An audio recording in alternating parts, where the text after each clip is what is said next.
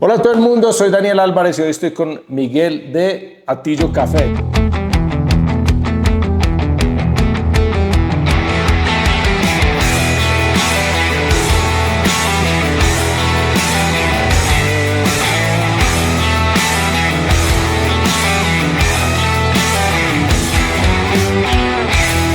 ¿Qué más, Monster? Dani, ¿Bien o ¿qué qué? más, hermano? ¿Bien o no? Bien, ¿Cómo bien. vas? Bueno, Atillo Café es un café de origen, ya Miguel nos va a contar la historia, no solo de Atillo, sino es bacano saber un poquito la historia de por qué los colombianos no sabemos de buen café, ¿cierto? Y en qué momento empezó a entrar los cafés de origen o el buen café y qué es un buen café a la cultura colombiana, ¿cierto? Sí. Nosotros somos de Medellín, entonces digamos que lo vivimos más cerca desde acá, o no sé en tu caso. La primera pregunta es, ¿por qué los colombianos no sabemos de buen café y estamos acostumbrados a tomar un café horrible? Bueno, o sea, lo que yo he encontrado es que no sabemos de café porque nadie nunca nos enseñó a tomar café del bueno.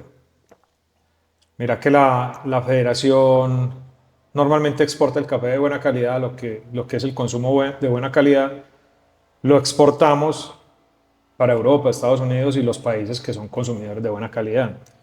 Y normalmente lo que no se exporta es el café que veníamos consumiendo hasta, digamos que a finales de los 90. ¿Sí? A partir del año Que 2000 ya todavía la empezamos a mayoría, consumir cafés de buena sí, calidad. pero que todavía la mayoría consume ese café de mala calidad, que es el que conseguimos normalmente en los supermercados. Sí, y básicamente es porque las empresas que venden a muy buen precio pero, o precios muy baratos tienen que tostar cafés de muy mala calidad con cafés relativamente buenos. Incluso Colombia importa, no sé si sabías, importa café de Brasil, de Perú, de Ecuador, para hacer las mezclas con café pasilla que no exportamos y eso es lo que están tostando aquí en Colombia. Café pasilla es el café malo, ¿cierto? De mala calidad. Entonces necesitamos importar de esos países para poder suplir la demanda de acá. La Entonces, demanda nosotros colombiana. exportamos un café de top, digamos, tope gama Sí, o muy reconocido a bueno. nivel internacional como uno de los mejores. No nos quedamos con ese, nos quedamos con lo que sobra, pero para suplir la demanda, entonces tenemos que importar café Cafés barato. de Que otros es- países. ok. Ahí hay robustas, ahí hay cafés arábicos también, pero que son más baratos en el mercado. ¿Qué pasa? El café colombiano tiene un precio especial por calidad. Sí, entonces normalmente son cafés que se venden mucho más caros.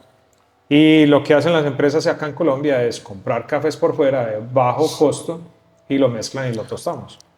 Vamos a explicar qué es un mal café, ¿cierto? ¿Por qué es malo el grano? ¿Por qué sabe maluco? ¿Por qué tienen que procesar lo que nos va a explicar cómo es el proceso de ese café que se compra en el supermercado genérico al que estábamos acostumbrados? Y qué efectos tiene cuando uno lo toma? Entonces empecemos por qué es un mal grano. Bueno, cuando nosotros en planta, en trilla, encontramos defectos como granos partidos, granos brocados, que ese es uno de los principales problemas que tenemos los caficultores, y es la broca. La broca es un cucarroncito muy pequeñito y tiene la capacidad de reproducirse muy rápido y cuando entran al grano entran a poner huevos y esos huevos se alimentan del grano de café y salen nuevamente y se propagan por los cafetales. Y eso da mal sabor, aparte de que se lo coman y ya, o le da hongos o qué. Da muy mal sabor, además pues que cada cavidad, cada hueco es propenso a tener bacterias y hongos. Y cuando uno tuesta, pues mata esas bacterias y esos hongos, pero queda el mal sabor. ¿El ¿Sí? mal sabor es porque el grano se daña o porque el cucarrón da un mal sabor? No sé si estoy preguntando muy Por los profundo. dos, o sea, el Sí, grano se daña. sí, Es como una cuando vos tenés una caries en el sí, diente. Ahí se alojan bacterias y eso obviamente claro. genera problemas. Entonces en el grano pasa exactamente lo mismo. La broca entró, se comió todo el grano, ese grano pues es daño severo. ¿Sí? Esa es una de las categorías de defecto del café. Daño severo por broca. Pero también hay puntos de broca. ¿Sí? Son menos severos, pero vos alcanzás a ver en el grano un puntico. ¿Sí? Y en ese puntico se alojan bacterias y se alojan pues, Queda mal olor y sabor. defectos que se notan en la taza. Ok. Entonces también encontramos granos vinagres, granos negros, que es lo que llaman cacho o grano negro, conchas, quakers. El cuáquer es el pálido, el que es como El blanco, el que huele a quaker, maíz que me mostraste en la exacto, planta. el quaker es un grano que no fue recolectado en el punto de maduración óptimo. Entonces, cuando tú lo tuestas, es un café que queda amarilloso. Y cuando tú te lo comes, pues ya no sabe a café, sino que sabe como a maíz. Notas vegetales, a cartón, papel. Sí. Y eso daña inmediatamente la taza de café. Ok. Bueno, entonces aquí ese café malo, digamos que ese es el café que procesa para vender. ¿Cómo Sí. procesan ese café? El malo. Sí, el malo. No, O pues sea, normal, o eso porque lo lo tuestan, tuestan y a veces lo hemos tuestan, hablado lo que tenemos que tostar a unas temperaturas muy altas, por eso queda negro. por eso queda negro. Entonces, ¿por qué lo tostamos a unas temperaturas muy altas? Para tapar todos esos defectos. Entonces ya le estoy quemando absolutamente todo. Pero también estoy llegando a un punto donde el café coge un sabor más amargo, más fuerte, que Como a madera tenemos la quemado. mala costumbre de decir que un café fuerte es el que me levanta, que tiene más cafeína, y no es verdad. Sí. Ok. Entonces, pero con ese café fue que crecieron nuestros padres, nuestros abuelos, la gente en las fincas crecen con esos cafés y crecen pensando que ese es el sabor del café. Y que, me gusta un café fuerte, entonces Fuerte. uno lo ve negro. Porque cuando uno empieza a servirle un café de esto es bueno a una persona que no sabe y ven que va cayendo el chorro, ese café está muy clarito. Porque es color café, no es negro. Exactamente. Entonces como que les genera esa confusión. Y también de entrada la gente sin probar el café ya te está pidiendo 2, 3 cucharadas de azúcar. Sí. Porque es que también tenemos la falsa experiencia de pensar que es que el café se tiene que tomar con azúcar. Nosotros ahora que estábamos en la ruta con Nelson, los que no saben quién es Nelson, yo vivo en un carro casa con la familia y hemos vendido café. Entonces la gente pide azúcar o panela. Nosotros azúcar pues de entrada no tenemos, de pronto panela. Sí. Pero ni siquiera la ofrecemos. Pero cuando nos lo piden, yo les digo, pruébelo así primero. Y después muchos dicen, ve, sí, sabe rico. Algunos otros dicen, no, dame azúcar. Bueno, cierto, no hay nada que hacer, pero sí hay una diferencia grande. Otro que me parece importante mencionar es los efectos secundarios. Ah, bueno, no, antes de eso, se tuesta y a veces le adicionan otras cosas diferentes a café para hacer volumen. ¿Qué es esas cosas que le adicionan a veces? Pues yo aquí en Colombia no conozco algún tostador que le esté mezclando cosas al café. Sí sé que en España le mezclan saborizantes. No, yo me O en refiero Estados Unidos. ¿O a qué como a te otros estás? granos que les mezclan a veces, o garbanzos, o no sé, como Ah, bueno, granos, sí, sí, sí, no sí. sé si es garbanzo, estoy ¿Qué poniendo un pasa? ejemplo, pero Muchas veces todos esos granos, como vienen tan defectuosos y vienen de finca, a veces se mezclan granos de finca por error. O a veces no falta el empresario que le quiere meter lentejas, frijoles, maíz al café. Entonces uno cuando tú estás esos granos, pues se da cuenta que están saliendo con este tipo de cosas. porque hace volumen, pero Hace el volumen. sabor del café esconde lo otro, porque los otros son Exacto. sabores simples en realidad. Ok, y vamos a los efectos secundarios, que a mí me parece muy interesante porque muchas personas dicen es que a mí me cae mal el café. Sí. Y hay varias cosas ahí. Taquicardia, gastritis o no sé qué más otras cosas. Pues a ver, cuando quemamos el café para tapar los defectos, lo que estamos tomando realmente es una ceniza, ¿sí? Sí. Es un café quemado, tiene sabor a ceniza, son notas muy amargas y esto viene con problemas gástricos. O sea, cuando la gente me dice, no, es que a mí me da griera, me da acidez, porque Sí. O le tomo duele, mucho o café o simplemente le duele me la duele el barriga. estómago, es por el nivel del tueste. Es un tueste muy elevado. Esto lo escuché de un canal de YouTube. Pues yo una vez ya te pregunté y me dijiste, parce, yo no sé de eso, pero lo quiero comentar aquí, de un canal de YouTube que se llama Flat and White, de una pelada argentina muy calidosa. Sí, Y ella mencionaba que en los que venden no molidos, sino en grano, porque son muy oscuros, son café que a veces tuestan con azúcar para subirle el amargor. Entonces, pero para llegar a ese punto tienen que quemar el azúcar. Entonces, sí. eso es súper cancerígeno. Y aparte la gente, lo que vos decís, como, sabe tan amargo, hay que echarle azúcar y es peor. Entonces ya tiene un montón de azúcar y es quemada y después le echan más. Entonces, imagínate lo malo que es eso. O sea, es terrible, pues. O sea, y nosotros en este momento estamos en la tercera ola del café. ¿Qué, Algunos hablan que ya estamos en la cuarta. qué es la ola? La ¿A qué te ola son refieres con ola? cómo ha evolucionado el café, Ok, la tecnología y la forma de tomar el café. Entonces empezamos con una primera ola donde era que ya le vendían a la gente para que llevara el café para la casa. sí, ¿Sí? Después una segunda ola que es donde nacen las cafeterías de especialidad como Starbucks. sí. ¿Sí? Y ya la tercera ola es donde vemos un café de más especialidad, eh, donde ya se le ayuda más al caficultor, al productor, y viene pues con más conciencia. Por eso ¿Sí? te iba a decir, porque Starbucks hoy en día no es un café de especialidad. Si yo lo No, comparo con Atillo y con otras marcas pues, del mercado, ha ya evolucionado como, mucho, ha sí. evolucionado mucho. Y esto ha evolucionado pues también con las competencias de barismo. Bueno, hablando de Starbucks, por ejemplo, no es un café pasilla como el que estábamos hablando al inicio, de ese que nosotros estamos acostumbrados, pero tampoco es un café de especialidad, está como ahí intermedio, ¿cierto? A ver, yo no podría decir si es un café bueno o malo en el momento de la compra, pero el proceso que le hacen para vender el café lo están quemando. O sea, Sí, están llegando unos tuestes casi que al segundo crack, donde si compras un café con atributos muy buenos en origen, pero lo llevas casi al segundo crack, estás matando todos esos atributos, ¿sí? sí, Porque, ¿qué es lo importante del tueste? Que es que si yo tengo, por ejemplo, un Geisha, yo tengo un SL28, que son cafés con atributos florales, frutales, pues yo trato de tostar al punto donde yo optimizo ese nivel del café, ¿sí? sí, Ese atributo. Pero si yo sigo con la curva de tueste, pues yo ya me llevé todos esos atributos, los quemé y saqué un café tradicional. sí, Se ve oscuro y sabe oscuro, sí, sabe diferente. ok, Entonces Starbucks, o sea, yo entiendo que Starbucks ¿qué hace? Compra en Brasil, en Colombia, hace sus mezclas y genera sus tuestes para ciertos perfiles, sí. ¿sí? ¿Qué pasa? Que es que esos tuestes ya no se conocen pues como cafés de especialidad. Vos no le vas a notar, no le vas a sentir notas frutales ni notas florales a esos cafés.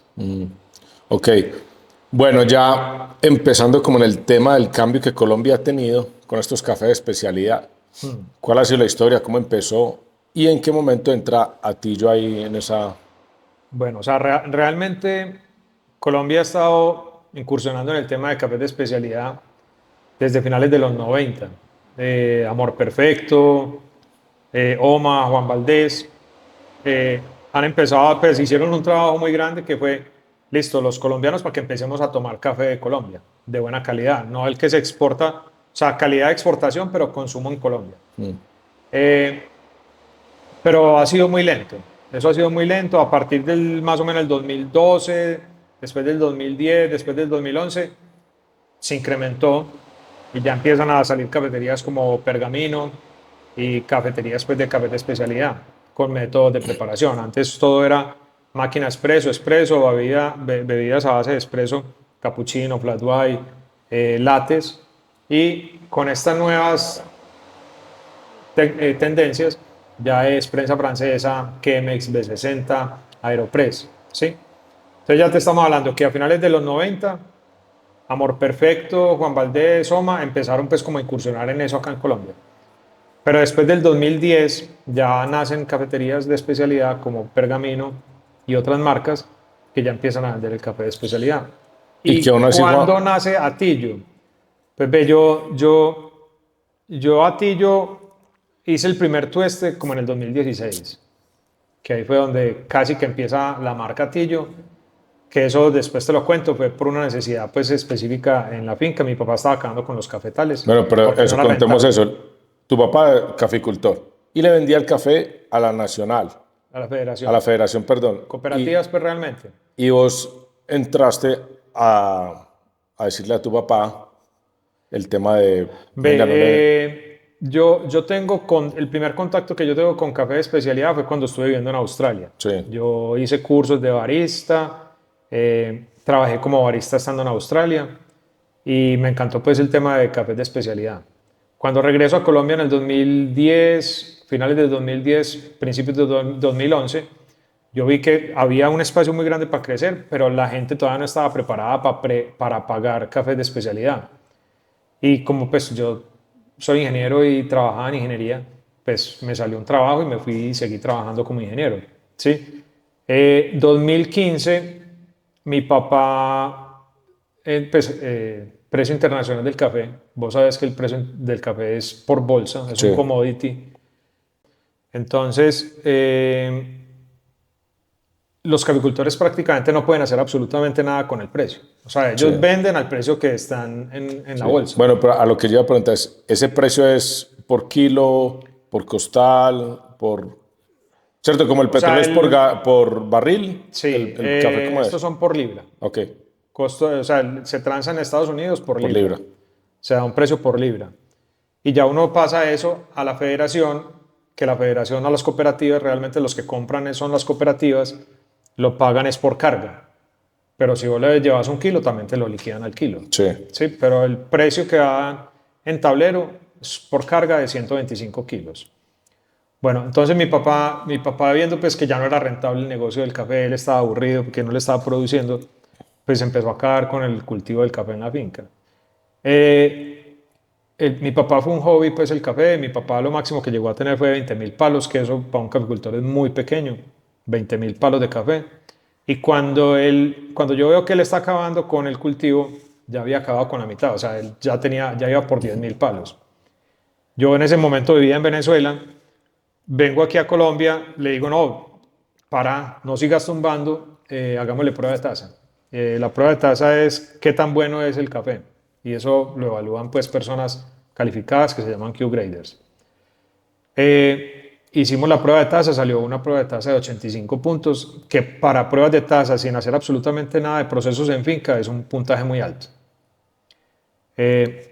Pues por ponerte un ejemplo, 80 puntos son cafés UGQ que se exportan. O sea, que no tienen defecto y empiezan en 80. Por debajo de 80 tienen problemas, no dan tasa de exportación.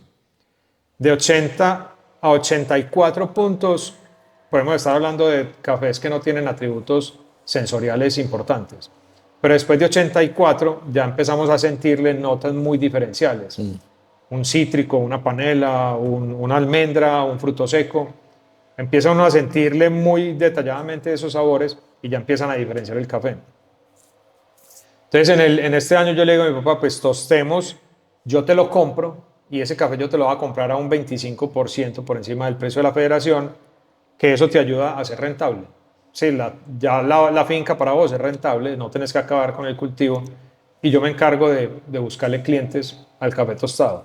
Entonces yo empecé tostando de a poquitos, fue una carga, dos cargas, tres cargas, y yo regalaba, le vendía a mis amigos, a mis tíos, a mis primos, y ese voz a voz, pues la gente ya pedía más café.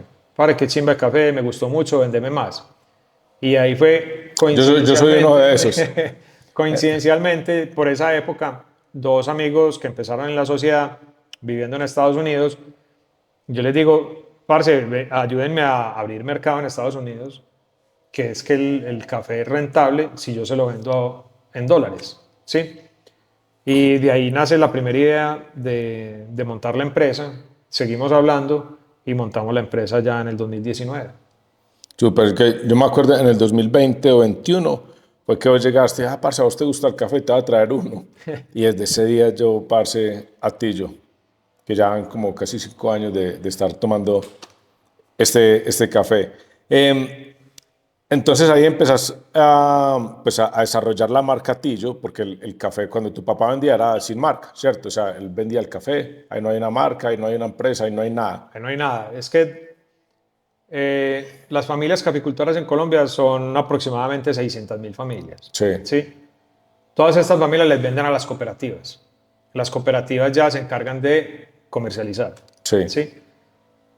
Lo que hacemos nosotros es, listo, vamos donde el caficultor, le compramos directamente a él como si fuéramos Pero una espérate, cooperativa. para poner en Sí. contexto, el café tuyo de la finca, o sea, Atillo en este momento tiene unas 7, 8 variedades de café. Sí, Una de ellas es la de tu finca, que fue con la que empezaron, que hoy se sí, llama el SL28, sí. y tiene unos atributos, unas características, y después empezaste a buscar otras fincas, Sí, ¿cierto? la filosofía con todos los caficultores, desde que empezamos, es bonificar esa calidad. Lo mismo que hice con mi papá, pero en una escala mayor.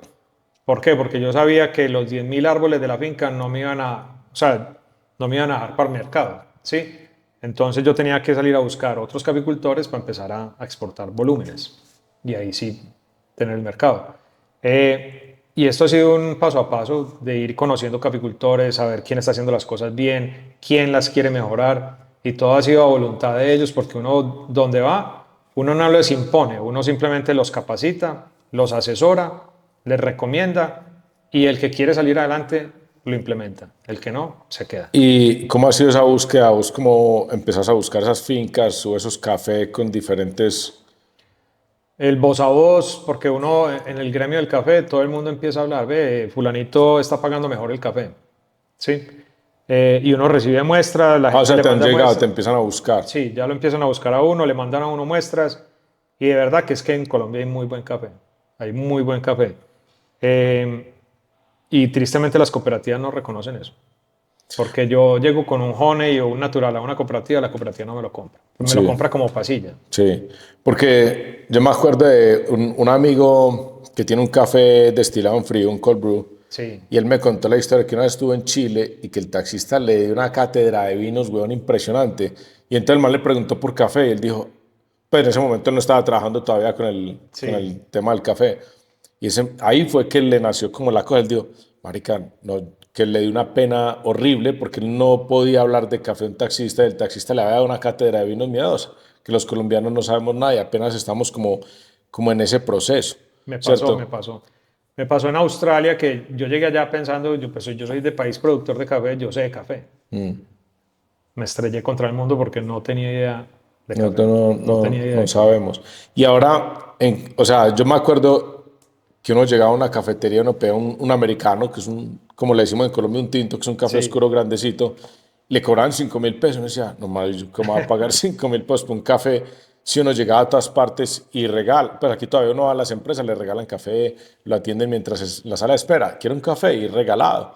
Entonces nosotros estábamos acostumbrados, aparte a que le regalaran, ¿no? El café era como el agua, o sea, como no, todo el mundo en Colombia tiene derecho a tomarse un café sin pagar, entonces que a uno le cobraban 5.000, era como, men, yo cómo voy a pagar 5.000 pesos. Entonces, como estas marcas, como vos dijiste, Oma, Juan Valdés, que empezaron con esto, a romper con eso, pues debió haber sido difícil, y todavía hoy es muy difícil, difícil, muy difícil. o ya la gente, O sea, antes fue muy difícil, ya hoy en día es más fácil, pues existen redes sociales, la gente está más metida con el cuento ambiental, directamente con los caficultores, comercio justo. Entonces, cuando uno implementa este tipo de cosas, uno llega mucho más fácil a la audiencia que es capaz de pagar por esos cafés. No sé si viste que este año rompimos pues, récord internacional, pues, récord del precio internacional del café. ¿Sí? sup- Y eso ha estado moviendo mucho los mercados porque hay mucha gente que ya dice que el café se volvió un producto de lujo. ¿Sí? sí, Tener café de buena calidad en la casa se volvió lujoso. ¿Sí? Pues una bolsita de estas, comparada pues con otras marcas, sale muy costoso. Pero cuando vos vas y ves la calidad, la historia que hay detrás de cada grano, todo el proceso, la selección, la fermentación, el proceso, volver a recoger pues, los granos defectuosos, el tueste, volver a recoger los granos defectuosos después del tueste, vos analizás y vos decís, esto no es costoso, pero para el bolsillo del consumidor es costoso. es que nosotros, yo con mi familia estuvimos en la finca y en el Instagram danielalvarez.gl está como un resumen del tour que nos dieron y de hecho ellos tienen un tour que por aquí en un link o en alguna parte les dejamos pues como el link del tour, pero no ver todo ese proceso es como, mena, lo bien que no es costoso, pero no es caro, ¿cierto? Sí tiene un costo porque por todo ese proceso, pero es impresionante que otra cosa que vos mencionaste allá en el tour y en estos días se lo escuché a alguien más, Colombia es el único o de los únicos países que todavía recoge a mano grano por grano. No, no, no, Debe ser de los o únicos, sea, pero no, realmente lo que pasa es que ¿y qué diferencia hace la eso? topografía colombiana es muy, muy quebrada y esto pues encarecería el tema Recolección. de máquinas, Ok. ¿sí? De industrializar la recolección. Entonces aquí en estas lomas pues es muy difícil meter máquina, entonces tiene que ir persona por persona recogiendo grano por grano. ¿Y eso en qué mejora? Porque vos me dijiste que eso, Eso o sea, cambia independiente que sea completamente todo. industrializado, eso mejora la calidad del café. ¿Por qué? Todo, completamente. Porque es que desde que estás recogiendo el grano, ya estás garantizando de que el grano está en su punto óptimo de maduración. Y el punto óptimo de maduración me mejora la tasa Porque inmediatamente. el recolector escoge, este es bueno, este no, entonces no lo recojo, entonces Exactamente. selecciona mucho más. ¿Qué pasa cuando la máquina recoge todo, buenos y malos? Eso Igual normalmente, hacen un proceso después de selección, pero igual se pasa mucho. sí, eso son máquinas selectoras y lo primero que hacen es sacudir los árboles. Entonces, cuando sacuden los árboles, ahí se va grano sobremaduro, grano pintón, grano verde, lo que caiga. ¿Sí? Eso lo tiran a unas tolvas y después eso lo pasan por unas máquinas que por sensores van separando por color. ¿Sí? Por más que vos quieras, el sensor miró el rojo y te tiró el grano rojo, pero por el otro lado estaba pintón. Entonces te cayó un grano pintón en la tolva de los rojos. Entonces eso, la mejor selección es manual, grano, por personas. Es Pero entonces no la es solo mejor. como que queramos hacerlo así, sino que la topografía obliga a eso Nos también. obliga así y por eso considero yo que tenemos a nivel mundial la categoría del mejor café suave lavado. Bien interesante. ¿Cuál es Atillo es una marca, vende café? ¿Cuál es el negocio o la cadena de distribución de Atillo y cuál es como el futuro? ¿A dónde vos ves para dónde va Atillo? Listo.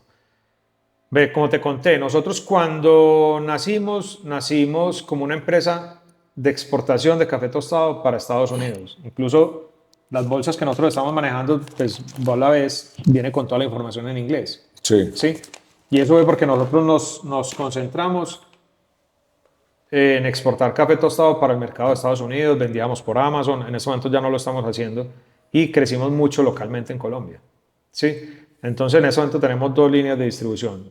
Cliente final, que es el amigo tuyo, el amigo mío, las personas que llaman, mándame una bolsita de café, la compran por la página y lo reciben. Y la otra línea es la institucional, restaurantes, Oreca, hoteles, restaurantes, cafeterías, oficinas que compran su café pues, para la gente. Y vos, digamos, hay varios, o cuáles son los pasos que quieres dar, porque está todavía la línea abierta de exportar, Sí, ¿cierto? Exportar puede ser con marcatillo, sin marca, simplemente el café que yo produzco con estas notas y allá verán si empacan, o montar cafeterías, o cuál es como listo.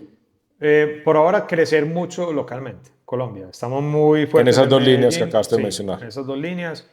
La Oreca es tener un comercial visitando clientes, punto a punto, mandando cotizaciones, revisando precios, viendo a ver dónde estamos competitivos, dónde no.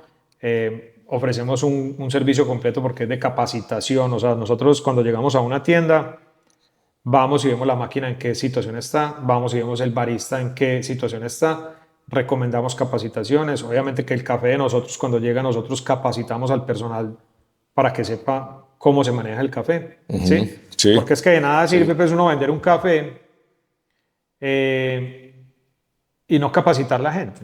sí, Pues porque al final simplemente estás dando la responsabilidad a una persona de que venda tu café sin saber cómo venderlo. sí. Entonces uno tiene que hacer el esfuerzo de capacitar a la gente, decirle, ve, este café tiene estos atributos, lo preparamos así, y la mejor forma para sacarle mejor potencial a ese café es de esta forma. Vos qué le decís, si yo llego a una tienda, yo soy Atillo, y yo llego a una tienda, a una cafetería ya, que ya le compra a otra finca de origen, otra marca que tiene buen café, ¿cómo llega Atillo a decirle, no, vea, compré el mío por esto y lo otro? Porque ya lo habrán hecho seguro, ¿cierto? Pues ve, nosotros no nos enfocamos en ir y revisar qué café tenés vos, vení, yo te doy un precio, o sea, nosotros no peleamos por precio. Nosotros entramos muy fuerte en tema de precio, calidad y sostener el cliente en capacitación. Simplemente ofrecemos los beneficios. Muchos de los clientes que han llegado nos llegan y nos dicen, vení, es que estoy trabajando con tal empresa, pero ellos no me están dando soporte técnico, ellos no me están dando capacitaciones, ellos están incumpliendo muchísimo con las entregas de los productos, eh, me hacen comprar un inventario muy grande y nosotros realmente pues tenemos todo solucionado. Nosotros tenemos planta propia, entrega al siguiente día del pedido. Tenemos capacitación, tenemos formación, Entonces nosotros entramos muy fuerte con eso y la gente lo fidelizamos realmente con eso. ¿Cuál es la diferencia entre la capacitación del barista y la parte técnica que estabas diciendo ¿qué fue la palabra que mencionaste? ¿Cómo así con la parte de máquinas tal vez? Sí, a ver, un barista, pues sabemos que el barista es la persona que maneja los equipos para Sí. preparar café. Sí. Entonces muchas veces nos encontramos baristas que saben preparar, calibrar muy bien el molino, hacer la extracción del café. Pero muchas veces hay personas que no se, o sea, que piensan que hundir un botón es ser barista. Ujú. Y uno tiene que llegar a capacitar a la persona de que cuando encuentre un cambio, es que esto es muy técnico. Preparar espresso no es tan fácil, no es simplemente ir a hundir un botón, sino que es ver el grano cómo se está comportando con la humedad, con la temperatura. No es lo mismo preparar un café en la mañana que en la tarde en Medellín, y no es lo mismo preparar un café en la mañana en Medellín y en la mañana en Cartagena o en Bogotá. Porque cambia. Pero el barista tiene que tener la capacidad de darse cuenta de cuáles fueron las variables que cambiaron en el ambiente para mejorar la extracción. Entonces ahí hay que cambiar el tamaño del molino, ¿cierto? Para más fino, más grueso. También había escuchado en estos días, creo que fue cuando estuvimos en Salento, que la presión con la que uno prensa el café antes de meterlo a la máquina también puede cambiar según las temperaturas y la humedad y todas esas vainas. Sí. Y mira que muchas veces uno se pone a ver videos de baristas y dicen, bueno, ¿cuál es la regla general pues, para preparar? No, yo voy con un 18 gramos, 45 ml en 28 segundos. Eso para un lavado puede funcionar, pero para un honey no. Y para un natural tampoco. Cambian las densidades. Entonces los 18 gramos, listo, vos tenés 18 gramos, pero el portafiltro se te llenó de café. ¿Qué vas a hacer? No va a ser un desastre el berraco. ¿Sí? Entonces, esas reglas no son tan generales y aprender pues, viendo videos tampoco es tan importante. Cuando uno va a hacer un espresso, ¿hay un tipo de café para el espresso? O yo puedo hacer espressos con honey, con otros. Hay tuestes especiales para espresso. Entonces yo puedo tostar un honey para espresso, puedo tostar un café, puedo tostar un natural para espresso, puedo tostar un lavado para espresso o puedo tostar un lavado para un filtrado. ¿Sí? Todo cambia. Entonces, por ejemplo, esta línea Avillana de nosotros es como un Omni Coffee porque sirve muy bien para espresso, pero si quieres preparar 2 veces con esto, te va a ir perfecto. Ok. Volviendo un poco a la historia otra vez de Atillo, es curiosa la historia de tu papá que no le gustó, como el que tomaba mal café. Contar la historia cuando le cambiaste el. No, o sea, no es que tomara mal café. Mi papá le gustaba tomar buen café, pero cuando yo empecé a tostar el café de la finca, yo le decía a mi papá, toma el café de la finca. Y él decía, no, es que a mí me gusta más que el otro. Por no dar marcas, se compraba un cafecito, era muy bueno. Sí. De hecho, yo cuando lo probaba, a mí me parecía que era un café muy bueno. ¿Qué pasa? En esas bolsas de grandes empresas, muchas veces la fecha del tueste, o ya el café lleva mucho tiempo tostado, o está recién tostado. Entonces, a veces corres con la suerte de que el café está recién tostado. Te lo tomas y sabe delicioso. Pero vas al supermercado, te compras otra bolsita, no te fijas en la fecha del tueste y lo vas a probar y ya no sabe bueno. ¿Sí? Entonces, yo lo que hice con mi papá fue que cogí la bolsa que él compraba, vacié el café y le metí café de la finca. Y él empezó a tomar café pensando que era el que a él le gustaba. Y yo le decía, papá, ¿por qué no tomas café de la finca? No, porque es que este me gusta mucho. Y yo, "Ah, ok". Entonces él se le acabó esa bolsita y volvió a comprar una de las bolsas de él. Se fue a preparar un café y me dijo, no, este café, yo no sé qué, ya esta marca no está sacando café bueno. Yo, ¿qué le pasó? No, ya no me sabe bueno, dame el café de la finca. Entonces le di café de la finca y me dijo, es que este sí es el que a mí me gusta. Y yo le contaste. Y yo le conté, no, lo que hice fue esto. Y claro, el problema es que cuando tomas café de muy buena calidad, ya no te devuelves. No, eso lo mencioné en una de las historias pues, que pusimos hace poquito de Atillo. Y Sí. decía, usted está acostumbrado, porque más me dijo, no, yo compro el de uno, yo compro no sé cuál. Y compren un buen café que después usted, después de que prueba, usted dice, esto está muy rico. Y algún día dice, qué boba, me voy a comprar otra vez el mismo que compraba antes. Cuando uno prueba, eso sabe que eso es un choque maluco. Y uno sin saber, uno no tiene que ser catador, no tiene que ser especialista en No. café. El paladar se da cuenta del cambio. Sí, bueno, eso es muy importante porque cuando no le hablan de notas a durazno, florales, a panela, etc., uno dice frutos rojos, no, yo no siento nada de eso.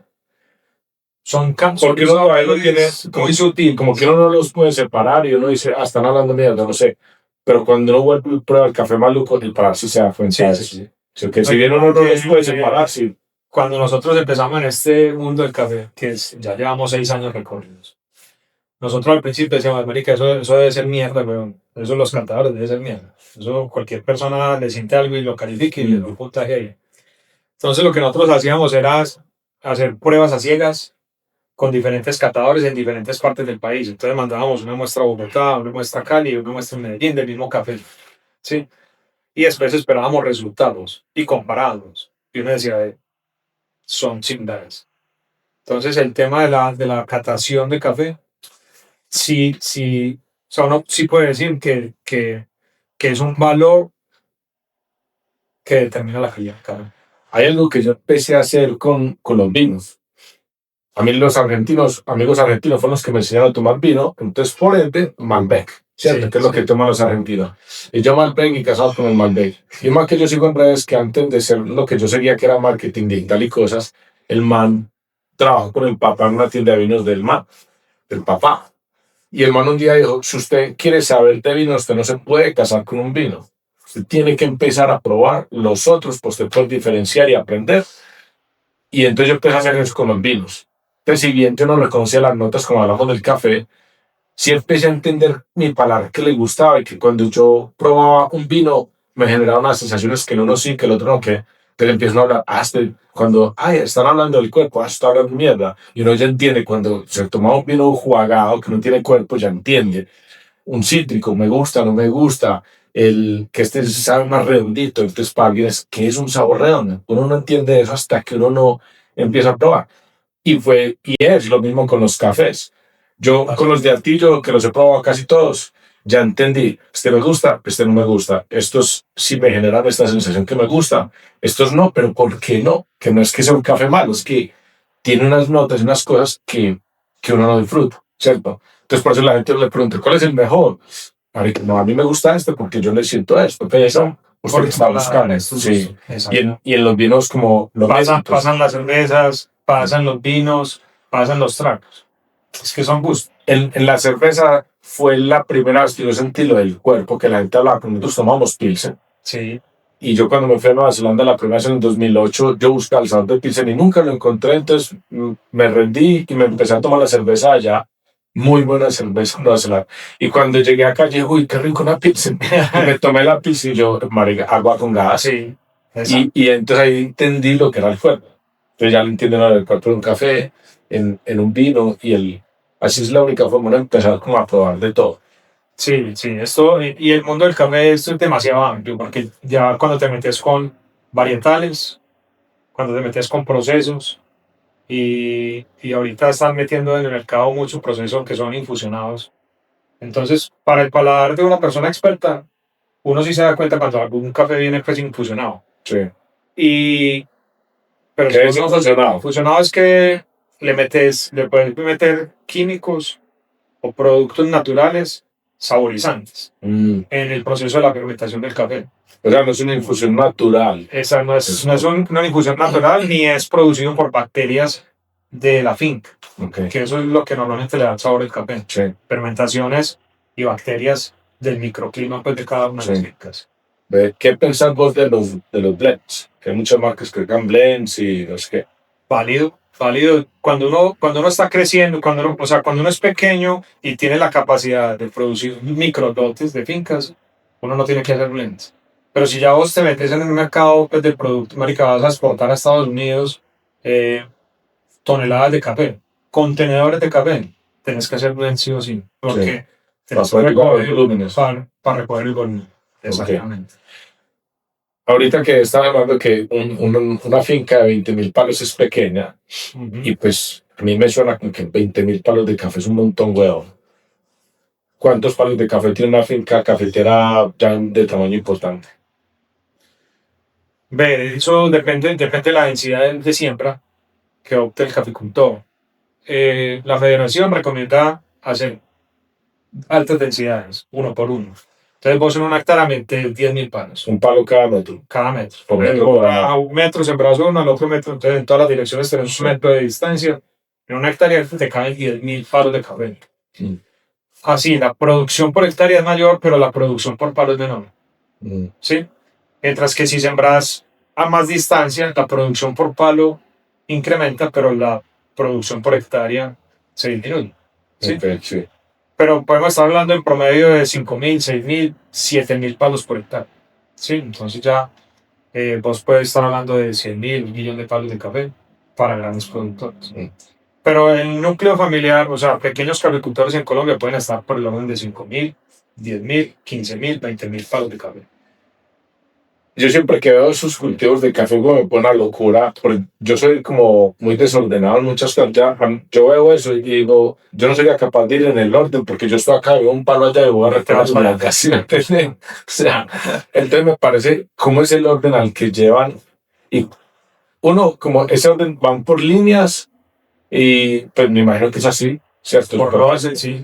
Y cuántos palos puede, digamos, un man peinar en un día, por decirlo en palabras coloquiales? Peinar, recoger. No, eso depende de la finca, porque si es una finca plana, tipo Pereira, Armenia, pues que son fincas de pronto un poquito más planitas, Sí.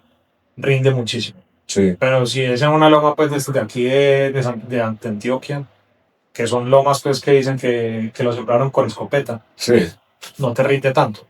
Pero por ejemplo en la finca de nosotros tenemos personas que recogen entre 80 y 100 kilos por día, y hay quienes recogen 200 kilos por día. 100 kilos puede ser cuántos palos más o menos. Pero hay algún promedio que sea, cada palo te da tanto, ¿o no? Sí, pues yo creo que varía cambiado mucho, Dani. Mira que hace un tiempo teníamos 2 cosechas al año, Sí. muy marcadas. Entonces estaba la mitaca, que era mitad de año, que era una cosecha que llama la traviesa, que es muy cortica, pero se venía 1 o 2 meses y pasaba. Y después venía la cosecha principal, que era octubre, noviembre y diciembre. Y a veces se extendía hasta enero. En este momento, todo está loquísimo. Entonces vos en este momento vas a la finca, que ya estamos, o sea, la traviesa no hubo. ¿Sí? Y ahorita tenemos en el mismo palo, en los mismos palos tenemos flor. Tenemos puntilla. Tenemos grano verde. Tenemos grano pintón y tenemos grano maduro. En este momento en las fincas. Entonces vos en una rama puedes ver 2 o 3 granos maduros.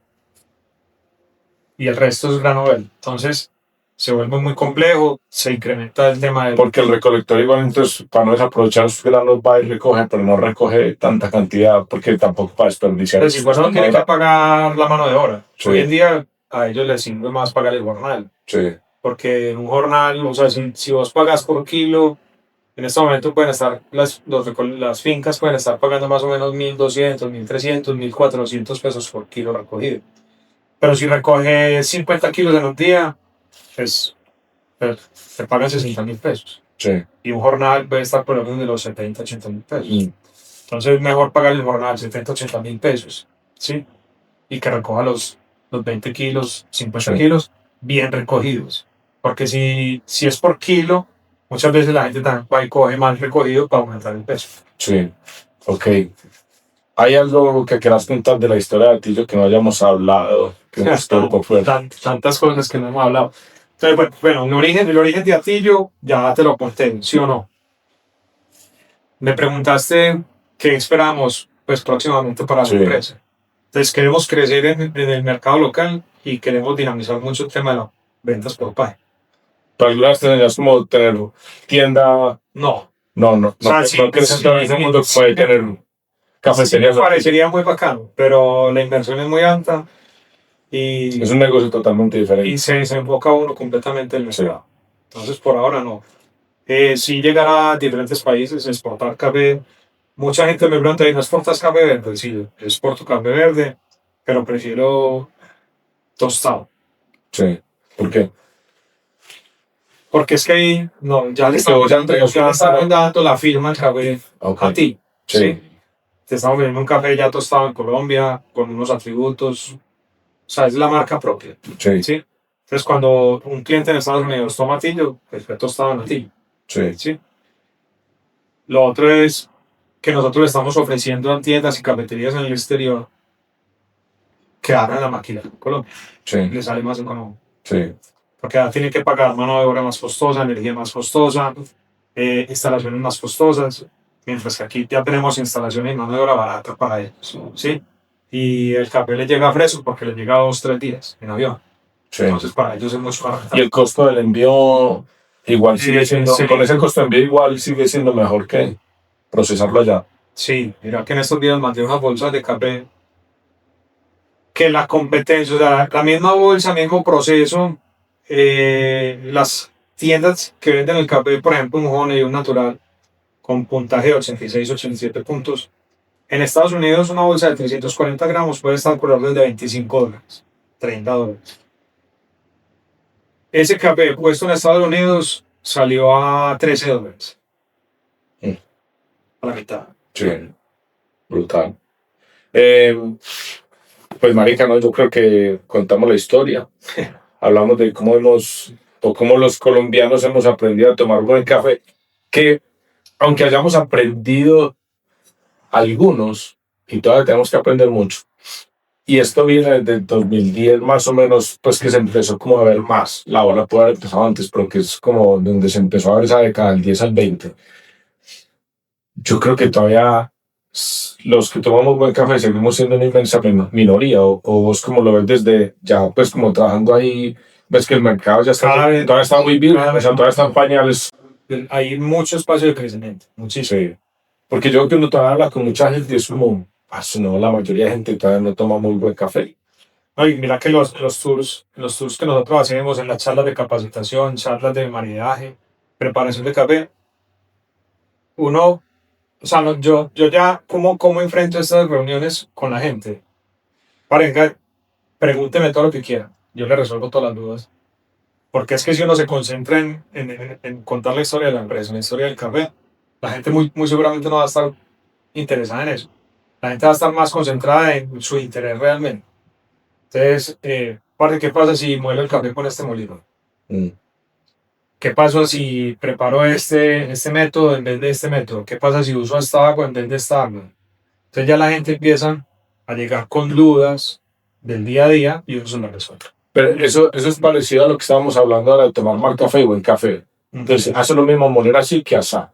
Eso es lo mismo hacerlo en este que en el otro. Pero hasta que uno no lo hace en un método y vuelve para atrás, no se da cuenta de la diferencia. ¿Sí o qué? Ahí se me ocurre otra pregunta. Porque en el mundo de las bicicletas, que es el que yo vivo, y la gente, uno dice, para capacitación de mecánica o de vendedores, tú, no, no, yo no necesito aquí todo bien los mecánicos, y después va uno y se encuentra unas cosas, me imagino que a usted pasa lo mismo, si no a este barista que yo tengo, maestro, sí o qué, y va uno y con qué te has encontrado en, Daniel, te voy a decir una cosa, güey. o sea, Te voy a todavía, decir una cosa, que en el 100, no digamos que el 100%, pero sí en el 98% de las tiendas donde yo he entrado a evaluar un cappuccino, un flat white y un latte, los preparan mal. Aquí los preparan mal. Y uno habla con el barista, parce, vos sabes que es un cappuccino, me dice sí. ¿Qué es un cappuccino? No, un cappuccino es esto y no, parce, eso no es un cappuccino. ¿y cuál es la diferencia del cappuccino, el flat white y el latte?